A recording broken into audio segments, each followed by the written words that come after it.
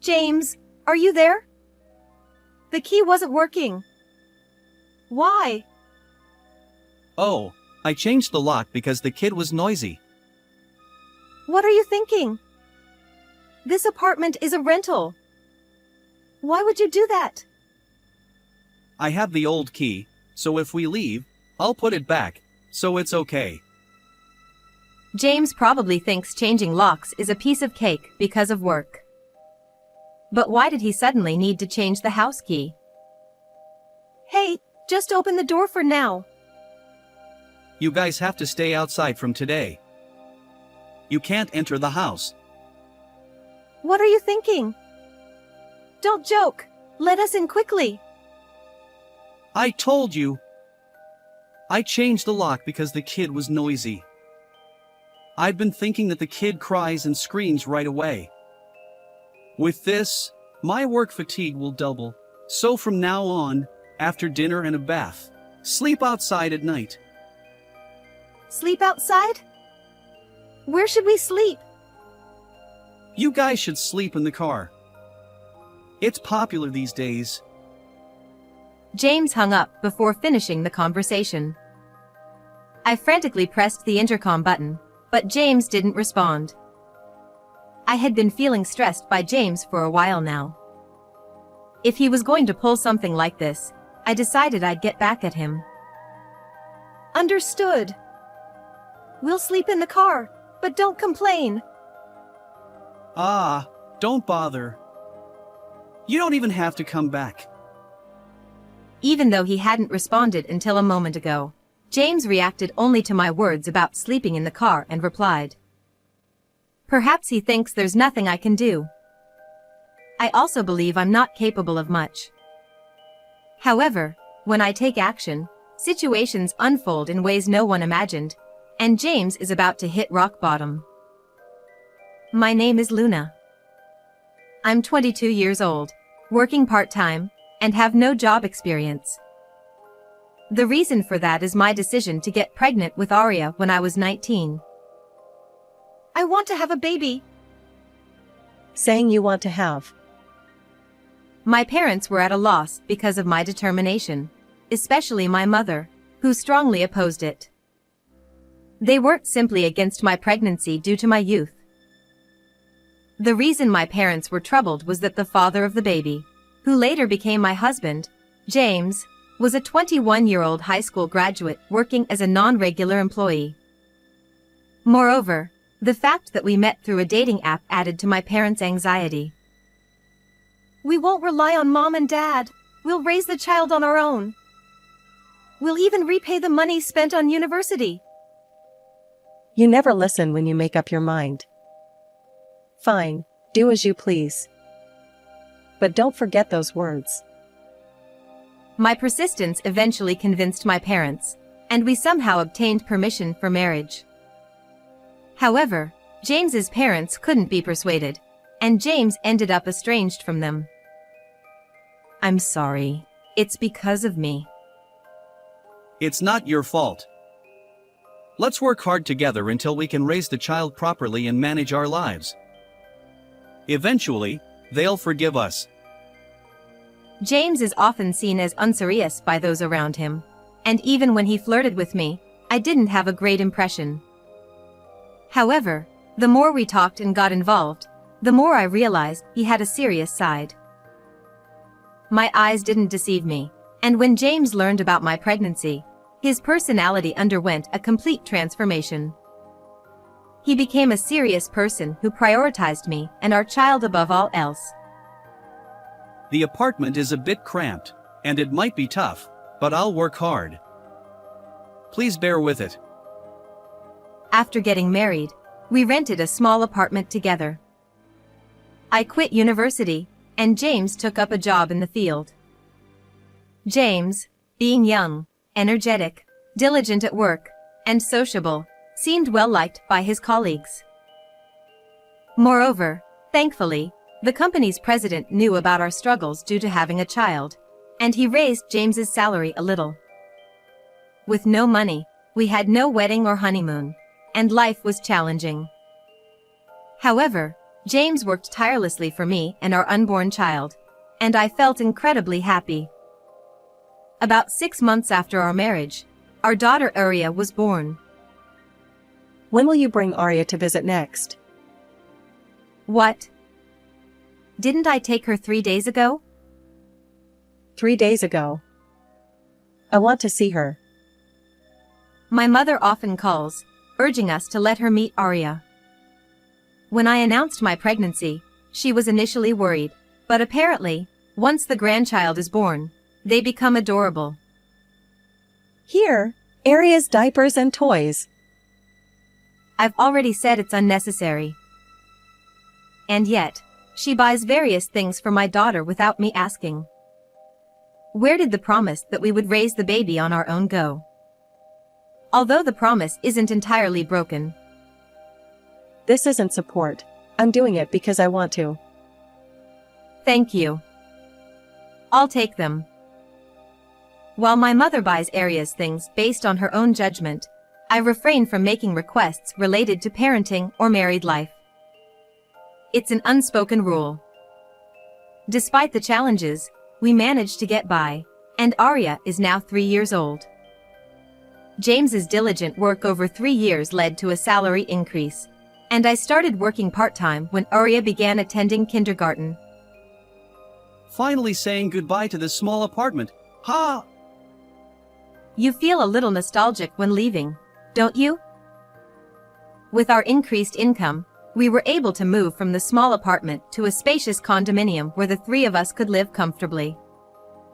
I thought we could continue our happy life smoothly like this.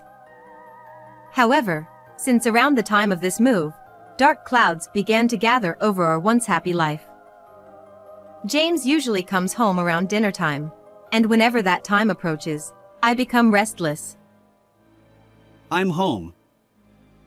Welcome back. Would you like to eat first, or take a bath? Let's have dinner first. But I don't have much appetite, so a smaller portion is fine. James silently eats the meal I prepared and then heads straight to the bedroom after taking a bath. This alone might be due to work fatigue, I think. The next day, as James's return time approaches, I find myself feeling restless again.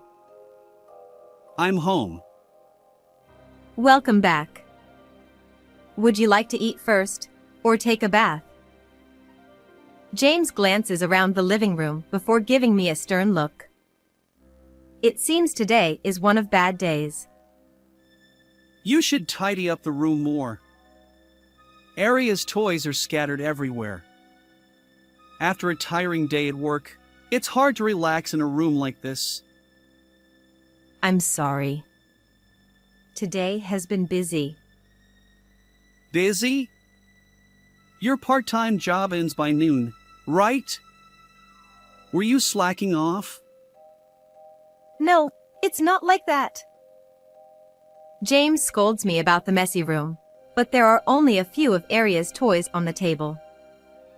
Besides, those toys are in the middle of being played with, and Arya is just in the bathroom.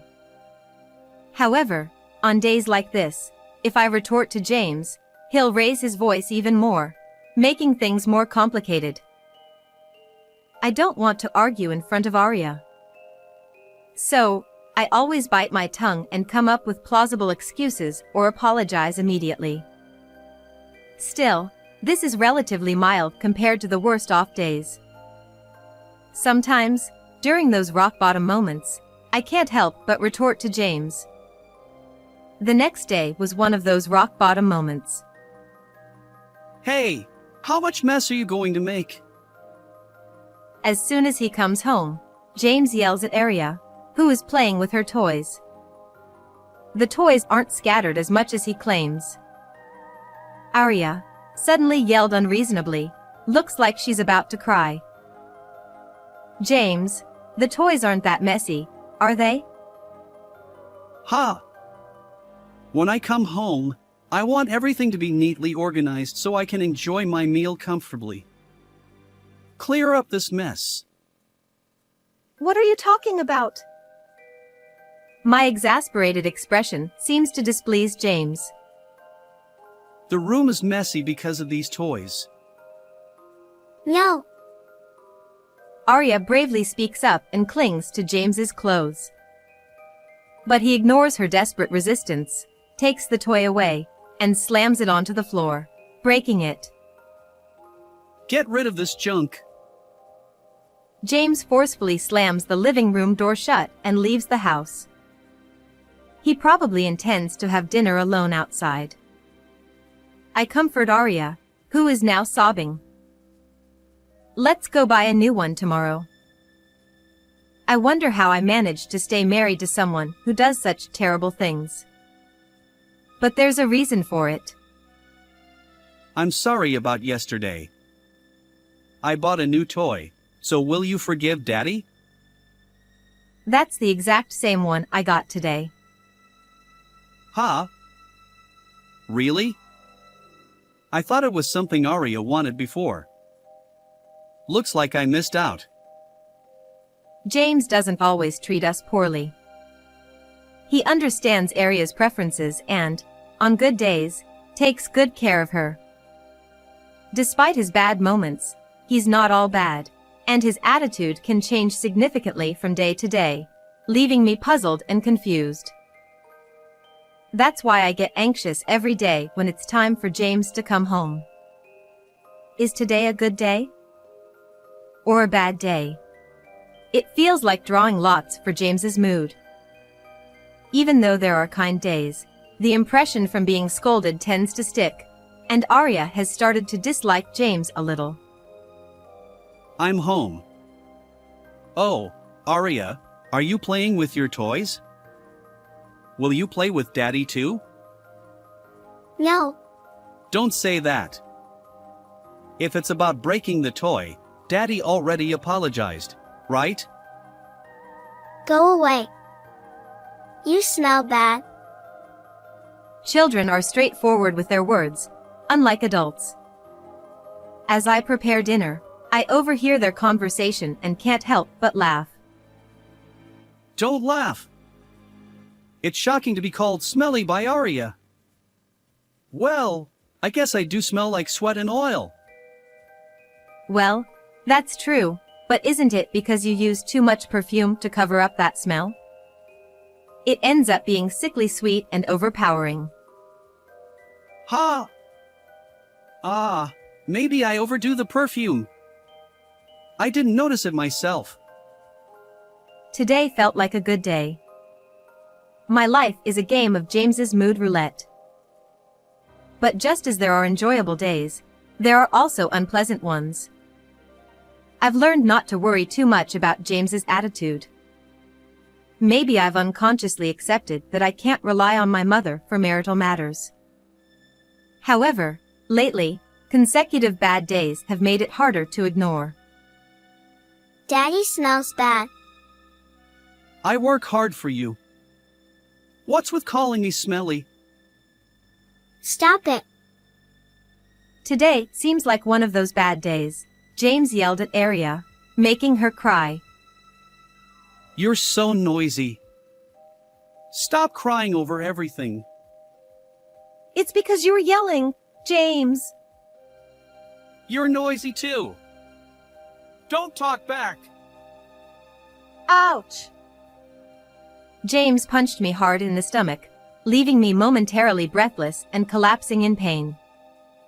Seeing this, Arya cried even louder. That's why you keep going on, right?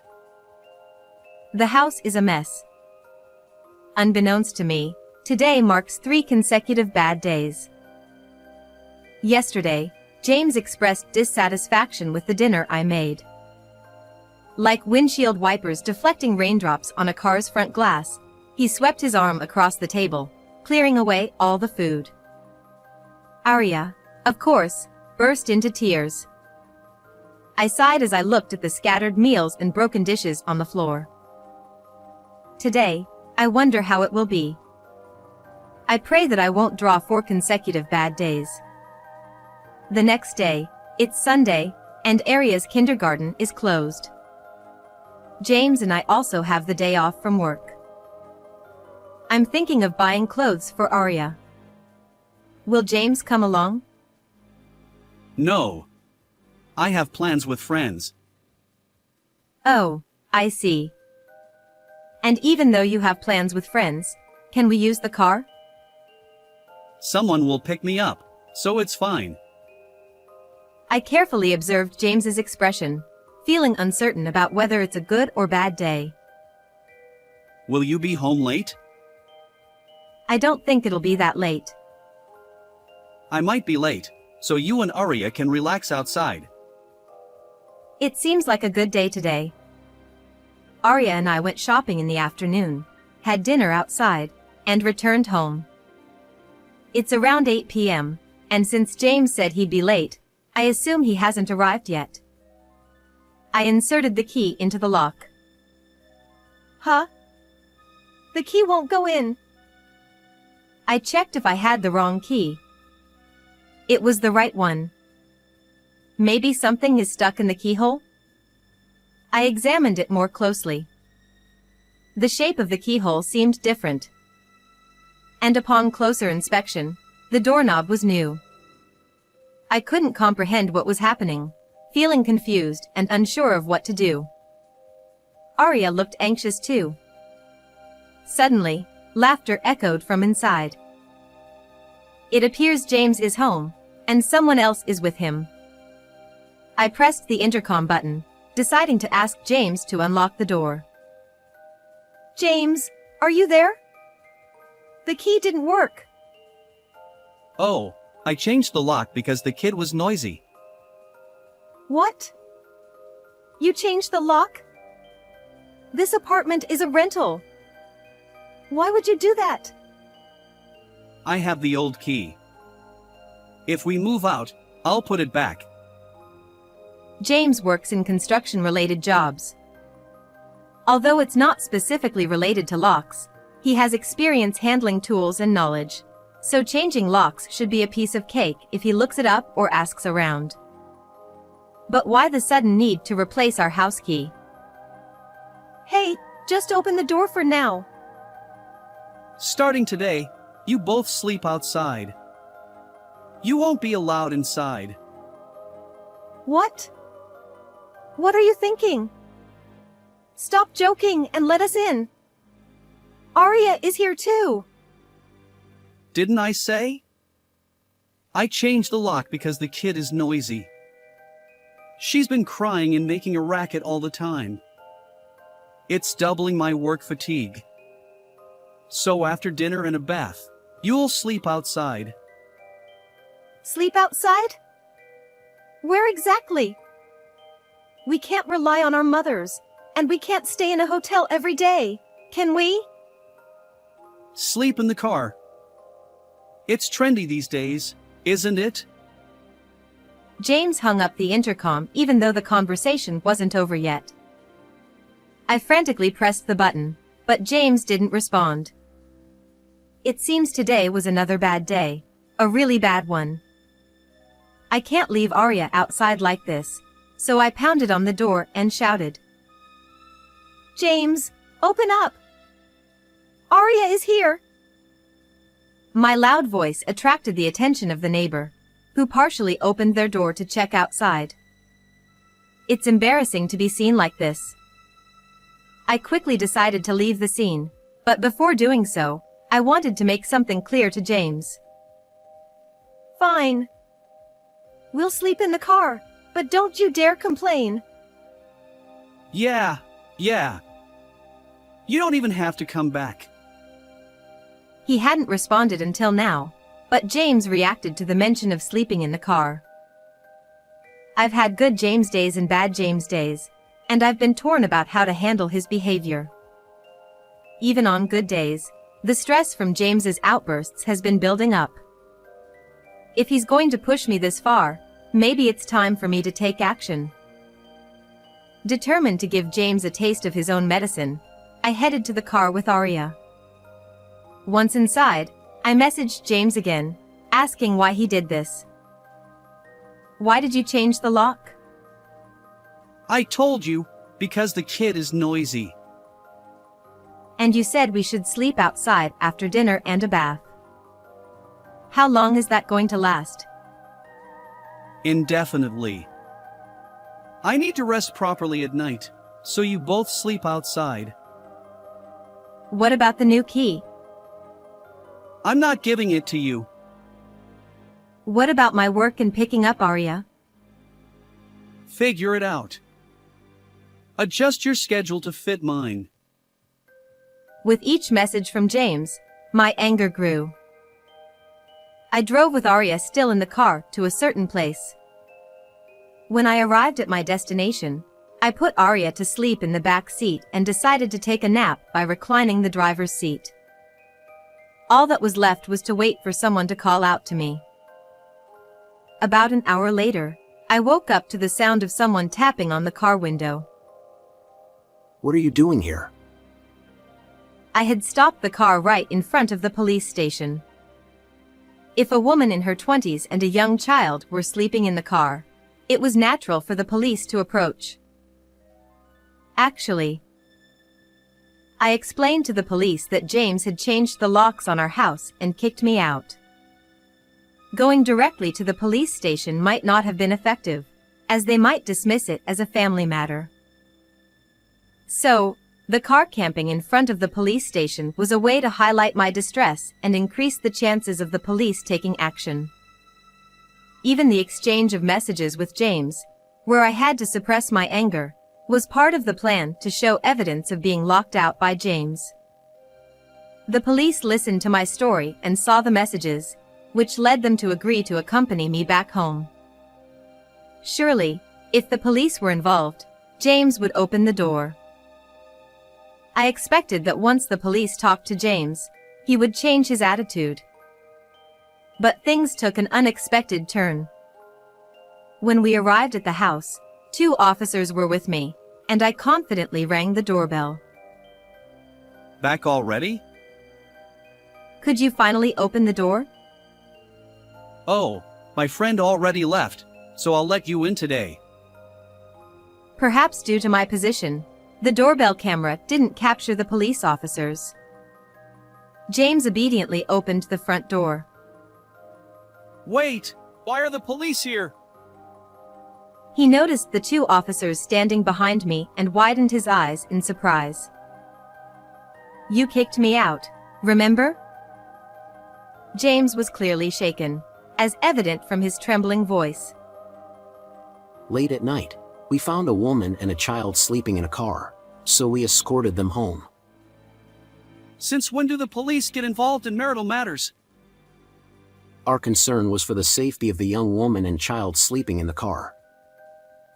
Yeah, I get it. It's dangerous for a young woman and a kid to camp in a car. So, can you leave now? Thanks for your help. James spoke rapidly, clearly wanting the police to leave.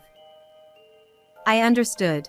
Having the police show up at your doorstep would make anyone eager for them to leave. But James seemed overly desperate. It wasn't just me. The police officers also seemed wary of him.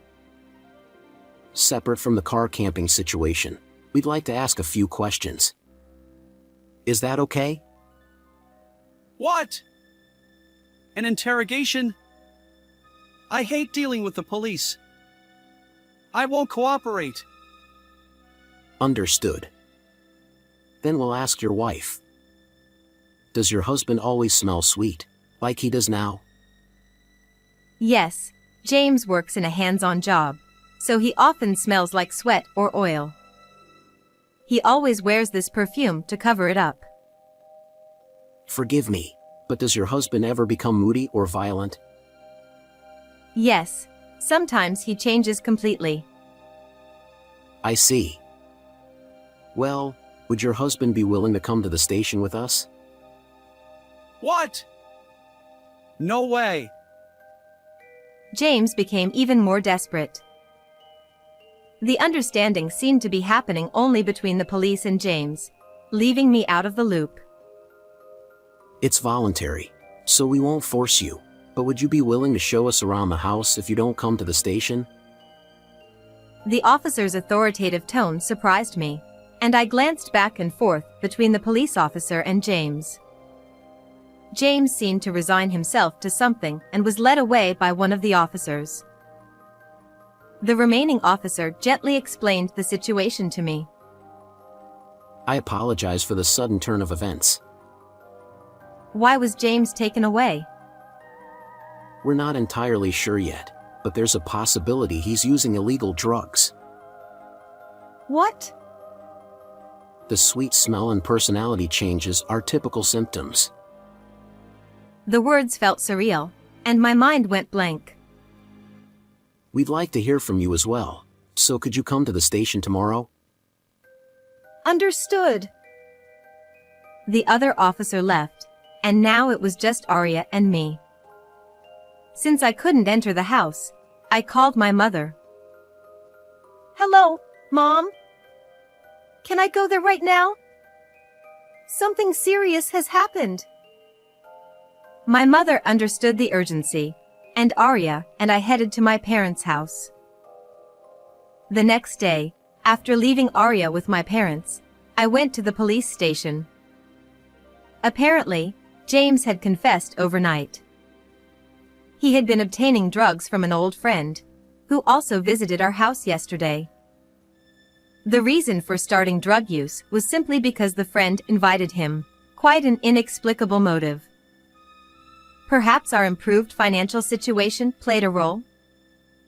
Until now, James had used drugs outside, away from home, before returning. However, to reduce the risk of being caught by others and increase frequency, he wanted to use them at home. So, he changed the locks, effectively locking us out. I see, that explains it. Listening to the police, I understood James's mood swings better. His recent downcast days and violent behavior weren't due to work. Maybe the increased frequency of drug use caused those off days. His incomprehensible action of changing the locks and kicking us out must have been a result of his emotional turmoil. What will happen to James now? Most likely, he'll be charged, and there will be a criminal trial. The sentence will determine his punishment. I had hoped the police would caution James, and if his behavior didn't change, I'd consider divorce. But I never expected James to get arrested. For a moment, I felt like I'd done something wrong, but realizing that James was the one in the wrong, thanks to the police, was a relief. If I hadn't noticed, Arya and I would have continued living with him. My judgment had been clouded. Returning home from the police station, I had a discussion with my parents. Even though you opposed my marriage, we didn't imagine it would come to this. Sorry for insisting on our views. We couldn't have foreseen this either. It doesn't mean our views were entirely correct. Unexpected as it was, Arya and I would now live with my parents, free from unspoken rules. I could rely on my parents, and they showered Arya with affection. Without James's yelling, Arya spent her days happily. With James gone, I was free from his mood swings, and life returned to normal. Afterward, James was sentenced to imprisonment. It seems his friend was also arrested. Naturally, I divorced James, and he lost his job as well. It's regrettable to repay the kindness of our company president with such an outcome. James will be released from prison in 3 years, but life won't be easy for him afterward. When I filed for divorce, I requested alimony. The requested amount was $8,000, not excessively high. However, considering James is unemployed and has a criminal record, finding work might be challenging. Moreover, James has severed ties with both his parents, leaving him with no one to rely on. Even $8,000 would be a significant sum for him. 3 years later, One day after James's release from prison, he ambushed me in front of my parents' house. Returning from shopping with Arya, I unexpectedly ran into him. Luna. James, you came out from there. Listen, can't we start over? James, do you not remember what you did to Arya and me? You yelled at her, hit me, and, worst of all, changed the locks to keep us out. I'm sorry. But I've learned my lesson. Sorry, but no matter how much you've changed, I can't trust you. We can't live together anymore. Arya probably wants to live with me again. Who's this man? James froze at Arya's unexpected question. Arya had lived with James until she was 3, so it wouldn't be strange if she recognized his face. However, whether it was because she enjoyed our current life or had no positive memories of James, Arya didn't realize he was her father. Living together is difficult, right? We've already separated, so please don't come to see us. Wait! How am I supposed to survive alone? It's your own doing. You'll have to manage on your own. I led Arya inside, leaving James behind. Since then, James seemed to give up and never visited us again. Arya and I now live peacefully at my parents' house. I found a job shortly after the divorce. Arya has grown into a mature elementary school student. Looking forward to Arya's continued growth, I head to work with enthusiasm each day. How did you like this story? Don't forget to subscribe to the channel. Until next time in the next video.